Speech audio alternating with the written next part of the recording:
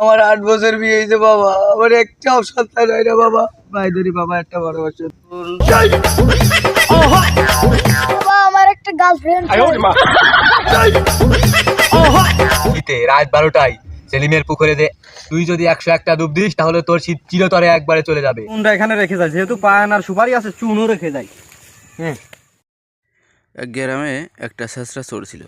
সে মানুষের ডাব, নারকেল, আম, কাঁঠাল এরকম বিভিন্ন জিনিস চুরি করত। তো তারই ধারাবাহিকতায় সে একদিন চুরি করলো কিছু সুপারি। আর সেই সুপারিগুলো চুরি করে বেচার জন্য সে যখন বাজারে যাচ্ছিল তখনই তার সাথে ঘটে গেল এক আজব কাহিনী। তারপর তার সাথে কি আজব কাহিনী ঘটেছিল সেটা আপনারা এই ভিডিওতেই দেখে নিন। আমার সুবরি সব ছাড়াই গেল রে। আরে আমার সুবরি রে সব ছাড়াই গেল, সব ছাড়াই গেল রে। বাজার যাবি তাড়াতাড়ি, সব সুবরি গেল ছাড়াই যা তাড়াতাড়ি যাতে বাজারে। সুবরি কটা ঔষধ খেয়ে ঈদ ফিরেতেছে কি আবার হনে পথের পর।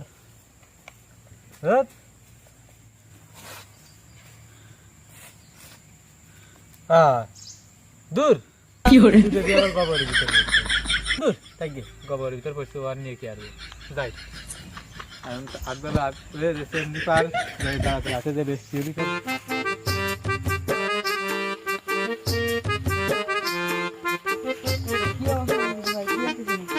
বাজারে গেছিলাম, বাজার থেকে পান কিনে নিয়ে আসলাম। যাও ওখানে যাচ্ছ তুমি? তো যাও ঘুরে আসো। আরে সুপারি, সুপারি কে থেকে গেল? সুপারি যেহেতু ওই জায়গায় থুইছে তাহলে সমুদ্রে পান থুয়ে যায়।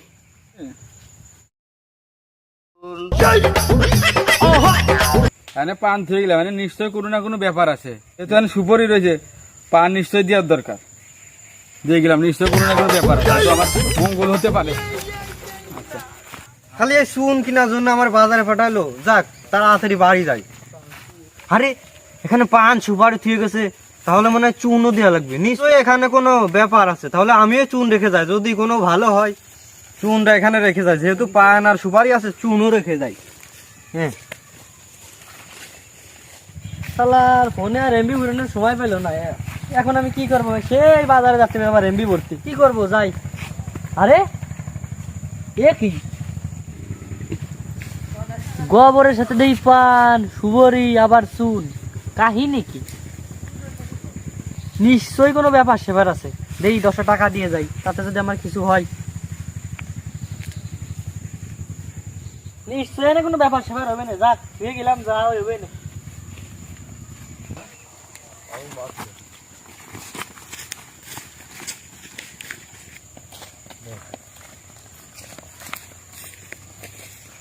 বাজারে যে সদাই পাতির দাম, সদাই বাজার কি আর করার কায়দা আছে? আরে আরে আমার সেই সুবরি দিতে না, আবার দেখছি যে পান চুন টাকা, মেলা টাকা রে। ঘটনাটা কি রে? এনে টাকা পয়সা নিশ্চয়ই আমার কপাল খুলতেছে, বুদ্ধি করে চলতে হবে। এই সুযোগটা কাজে লাগাই মানুষের বুকা বানাতে হবে। যাই টাকা পয়সাগুলো নিয়ে যাই, যাই দেই টাকাটা সব করে নিয়ে যাই। না না, সব নিলি তো হবি নে, কিছু রাখিয়ে যাতে হবে। এই জায়গা বাড়ি যাই ভোর কাছ থেকে শাড়ি নিয়ে আসে ঘেরবো, যাতে মানুষ বুঝতে পারে যে এটা মাজার। যাই চলে যাই। ও আজকে দান বাঁধিছে, কপাল খুলিছে আজকে আমার। তুই তো আমার এই জায়গাটা নিয়ে আলি এই বাগানের ভিতরে, কি তোরা টাকা দিবে? সারাদিন ধরে মাত্র 10টা টাকা দিছে। আরে তুই দেখ আমি কি করি। তুমি যাই করো করো, আমার 500 টাকা দেওয়া লাগবে না। দিন গেলে আমার 500 না দিলে আমি থাকতে পার না। আরে সে চিন্তা তুই করিস নি, 500 টাকা তো 500 টাকা দিবেন, সমস্যা নাই। শোন, এই বাংলাদেশে অনেক মানুষ আছে যারা মারে বাদ দেয় না, কিন্তু মাজারে টাকা ঠিকই দেয়। সেই সমস্ত মক্কলিয়া আজকে আমাদের বলির পাঠা। কথা তুই ঠিকই কইছিস, বাংলাদেশে এরকম কাহিনী অনেক ঘটে। যাই হোক, তুই এবার আমার তামাশাটা দেখ। আর শোন, তুই আবার মানুষের ভিতরে আমার তুই কইস নি, মানুষের সামনে বাবা করে ডাকবি। আর আমি যে রাতারাত্রি কিছু পাইছি এরকম কিছু বুঝানোর চেষ্টা করবি, ঠিক আছে? আরে সমস্যা নাই, তুই আর আমি তো ছোট কালতেই পাট পারি আইছি, কোনোদিন কোনো ঝামেলা হইছে? এবারও সমস্যা হবে না, এক কি করি খালি। হ্যাঁ হ্যাঁ, ঠিকই বলছিস। তাহলে আমাদের কাজ একটাই, মানুষকে বোঝাতে হবে যে আমরা আধ্যাত্মিক কিছু পেয়ে গেছি, ঠিক আছে? এটা বোঝাতে পারলে মানুষ আমাদের কাছে আসবে। ওই পাড়া মন্টু নাকি আধ্যাত্মিক ক্ষমতা পাইছে, দেখি ওর কাছে যাই। শীত কমানোর কোন ব্যবস্থা আছে নাকি? কে মন্টু, তুই আবার এই ছদ্মবেশ কবে থেকে ধরা শুরু করলি? এই বৎস, তুমি সব কি বলছো? সে এক রাত্রের মধ্যে আধ্যাত্মিক ক্ষমতা লাভ করেছেন। ওনার সঙ্গে বেয়াদবি কথা বললে তুই জ্বলে যাবি, পুড়ে যাবি, ভস্ম হয়ে যাবি। সে যাই হোক, আমি আইসি আমার কাজে, তোমার সাথে আমার অত পেঁচাল ফের লাভ নেই। তো ওকে এখন বাবা বলতে হবে। যাই হোক, আমার কাজটা হলেই হবে, বাবা বলি আর জেঠা বলি, কোনো ব্যাপার না। বাবা, বাবা আমার অনেক শীত লাগে, পুরো 30 দিন আমি গোসল করি না বাবা। আমাকে এমন একটা তদবির দেন যাতে জীবনে আমার কোনোদিন শীত না লাগে। বৎস, তুই ঠিক জায়গায় এসেছিস। দেখতেছিস না আমি এই কোনে শীতের ভিতরও খালি গায়ে বসে রয়েছি। সব সমস্যার সমাধান তুই পেয়ে যাবি, কিন্তু তার জন্য তো তোকে 5,001 টাকা এখানে দান করতে হবে। পারবি তুই? দাঁড়া, এদেরকে একটু বোকা বানায় নয়। আমার কাছে তো ক্রেডিট কার্ড আছে, এদেরকে বলবো যে আমি টাকা আনি নাই। বাবা, আমি তো এখন টাকা আনি নাই, আমার কাছে ক্রেডিট কার্ড আছে, আমি সবসময় ব্যাংকে লেনদেন করি, পরে টাকা উঠিয়ে আপনাকে দিয়ে দিবানি, হবেন না? ওরে, তুই চিন্তা করিস না, আমাদের কাছে সে ব্যবস্থাও আছে। তুই কিভাবে টাকা দিবি? তুই এটিএম কার্ডে দিবি, নগদে দিবি না বিকাশে দিবি, সব ভাবে আমরা টাকা উঠাতে পারবো। আমার খাদেমের সাথে কথা বল। ওরে বাবা, এদেরও আবার এটিএম মেশিন আছে, বিকাশ নাম্বার আছে, সবকিছু আছে। এটা তো পুরো ব্যবসা শুরু করছে। তুমি ওর সাথে যোগাযোগ করো, সব কিছু দেখে নেবে। এই, আমাদের ক্রেডিট কার্ড নাম্বার, নগদ নাম্বার, বিকাশ নাম্বার, রকেটের নাম্বার ওনাকে দিয়ে দে, আর ওনাকে বলি যে খরচটা জন্য দিয়ে দেয়। ঠিক আছে, দেখতেছি। ওরে বাবা, খরচের টাকাও দিয়ে দিতে হবে এদেরকে। বাবা, তাহলে এবার নিয়মটা বলুন। শোন, এই মাঘ মাসে কোনো শীতে রাত 12টায় সেলিমের পুকুরে যে তুই যদি 101টা ডুব দিস, তাহলে তোর শীত চিরতরে একবারে চলে যাবে। আর হ্যাঁ, মনে রাখিস, তোর ভুল করেও যদি কম বা বেশি হয়ে যায় ডুব দেওয়া, তাহলে কিন্তু এর বিপরীত কাজ করতে পারে। দেখা যাচ্ছে তোর শীতও আবার বেশি বেড়ে যেতে পারে। ঠিক আছে বাবা, ঠিক আছে, তাহলে আমি আজকে রাতে ট্রাই করবো। বাবা থাকেন, গেলাম। তোমার মন্টু একটা আধ্যাত্মিক ক্ষমতা পাইছে, আজকে ওর কাছে একটা জিনিস কব, দিতে পারি কিনা। বাবা, আজকে আপনার কাছে একটা জিনিস চাই আমি। এই পিস কি আবার তোর কাছে কি চাবি? দেখা যাক দেখি চাই। শুনে দেখ কি কই। বলো বৎস, তুমি কি চাও? বাবা, আমার একটা গার্লফ্রেন্ড। শীতের রাতে আমার একা একা থাকতে ভালো লাগে না, আমার মা বাপ তো বোঝে, আপনি তো সবই বোঝেন, আপনি একটা ব্যবস্থা করুন। হ্যাঁ বাবা, আমার একটা গার্লফ্রেন্ড চাই। তোমার বয়স কত বৎস? বাবা, আমার বয়স মাত্র 8 বছর। এই 8 বছর বয়সে তোমার গার্লফ্রেন্ড লাগবে? বাবা, আপনি আমার দুঃখটা বোঝার চেষ্টা করুন।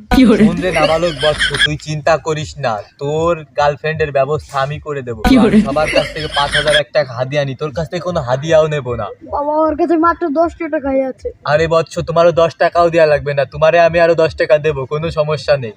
তোমার মার ইমো নাম্বারটা আমাকে দিয়ে যাও। আছে, যাও, তুমি চলে যাও, তোমার জন্য আমি একটা তদবির করে দেবো। তোমার গার্লফ্রেন্ড শীঘ্রই তোমার গার্লফ্রেন্ড হয়ে যাবে। জি বাবা, জি বাবা, আপনাকে কি আমি কিভাবে ধন্যবাদ জানাবো? আরে নাবালক বালক, তোমার ধন্যবাদ জানানোর কিছু নাই, তুমি শুধু চলে যাও, আর তোমার মার ইমো নাম্বারটা আমাকে দিয়ে যাও। যথাজ্ঞা বাবা। আচ্ছা বাবা, তুমি যাও।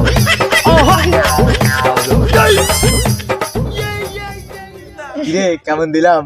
তোরা লুচ্ছামি সব গিলো না, তো তাতে তুই বাচ্চার মার নাম্বার নিলি।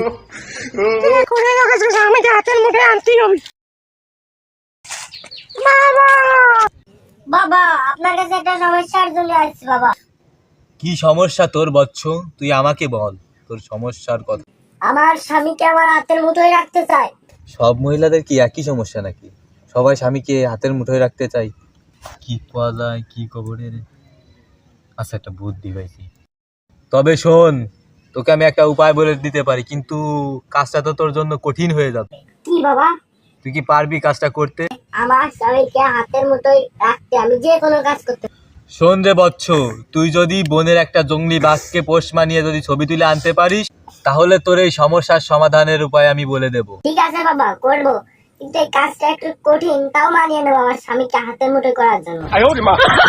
তুই আমাকে 5,001 টাকা দান করবি এইখানে, আর একটা খাসি, ভালো দেখে একটা খাসি এনে আমাদের এই মাজারে দান করে যাবি, ঠিক আছে? তাহলে অবশ্যই দেবো বাবা।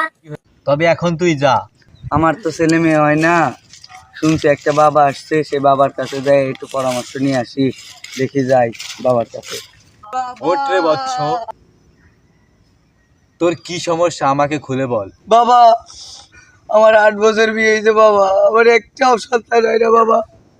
আমার স্বামী আমারে ছেড়ে দিচ্ছে এই কারণে বাবা, আপনি একটা পরামর্শ দেন বাবা। বাবা আপনার পায়ে ধরি বাবা, একটা পরামর্শ দিন।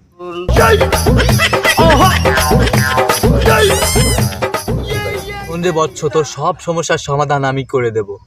শোন রে বৎস, এই অমাবস্যার রাতে মাঘী পূর্ণিমায় রাত 12টার দিকে তুই চলে আসবি আমাদের এই মাজারে। আসতে পারবি তো এত রাত্রে?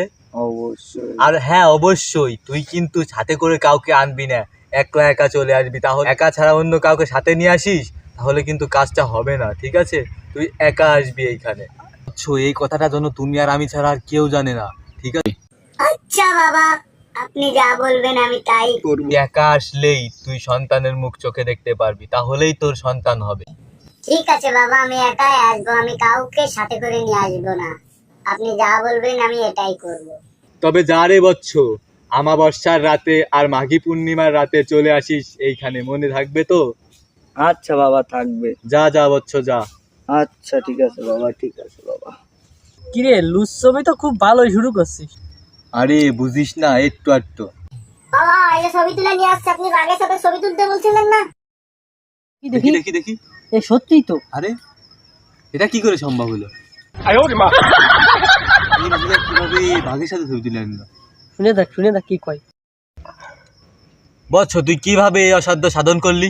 তাহলে শোনেন, আপনার কাছ থেকে গেছি, তারপরে বাড়ি গিয়ে একটা গরু নিয়ে গেছি, নিয়ে জঙ্গলে গেছি, যাই বাঘটিকে দিছি। প্রথম দিন সেটা খাইছে, দ্বিতীয় দিন একটা খাসি নিয়ে গেছি, সেটাও খাইছে, তৃতীয় দিন একটা মুরগি নিয়ে গেছি, সেটাও খাইছে। পরে আস্তে আস্তে গায়ে দিয়ে পরের দিন একটা মরগ নিয়ে গেছি, সেটা খাইছে। পরে মাথায় হাত দিয়ে দেখি যে পোষ মিলে গেছে। পরে একটা ছবি তুলে নিয়ে আসছে আপনার কাছে। মহিলা না কাল সাপ, বাঘরেও পোষ মানাই ফেলাইছে। যাও মহিলা যাও, যেই মহিলা বোনের বাঘকে পোষ মানাতে পারে আর সেই মহিলা নিজের স্বামীকে পোষ মানাতে পারে না, এটা কোনো কথা হলো? তুমি যাও, তোমার নিজের স্বামীকে খেদমত করোগে, তারপরে তোমার স্বামী তোমার হাতের মুঠোয় থাকবে। যাও যাও। তোমার একটা কথা বলার ছিল। বলো, কি বলবা? তুমি 8 বছরে যে কাজ করতে পারোনি, ওই বাবা বলছে এক রাতে সেই কাজ করে দেবে। মানে তুমি কি বলতে চাচ্ছ? তুমি আমার একটা বাচ্চা সন্তান দিতে পারছো? পারি নিয়ে যাতে কি হয়েছে? ওই বাবা বলছে ওইখানে এক রাত সেই তদবির দিলে আমার বাচ্চা হবে। কোন বাবা? আধ্যাত্মিক মন্টু বাবা। এই মহিলাদেরকে নিয়ে নষ্টি ফষ্টি করার চিন্তা কি? তুই তাহলে সেই জায়গায় গেছিলাম। তোরও আজকে সাইজ করবো, তোর বাবারও আজকে সাইজ করবো, চল আমার সাথে। তুই যাই আগে হয় বাবার সাথে কথা বলবি, তারপর আমি পিছন দিয়ে যাবো, ঠিক আছে? কি বলে যা। আপনি আজকে আসতে বলেছিলেন বাবা, আজকেই নাকি সেই বাচ্চা দেওয়ার দিন। বৎস, তোমাকে তো আমি রাত্রে আসতে বলেছিলাম, তুমি দিনে কেন আসছো? তোমাকে যে বলছিলাম তোমার স্বামীকে বলবা না, তুমি কি তোমার স্বামীকে বলছো নাকি? বাবা আমি আমার স্বামীকে বলিনি, কিন্তু আমার স্বামীকে সাথে করে নিয়ে এসেছি। কি? তুমি তোমার স্বামীর সাথে করে নিয়ে আসছো? আপনার যদি তদবির দিতে রাত হয়ে যায় তাহলে তো আমার বাড়ি যেতে সমস্যা হবে, সেই জন্য আমার স্বামীকে নিয়ে এসেছি। ওরে শালা, আমার বসে পটানের চেষ্টা। ওই শালার বিটা শালা, তুই মেয়েদেরকে নিয়ে এই সমস্ত কাণ্ড কারখানা করিস? না না না না, আমি তো তোমার বউকে তদবির দেওয়ার জন্য আসতে বলেছি। ওরে শালা, তুই মহিলাদেরকে রাত্রে এনে তুই বাচ্চা দেওয়ার কথা কইস? হ্যাঁ শালা, তোর খালি ওরে শালা।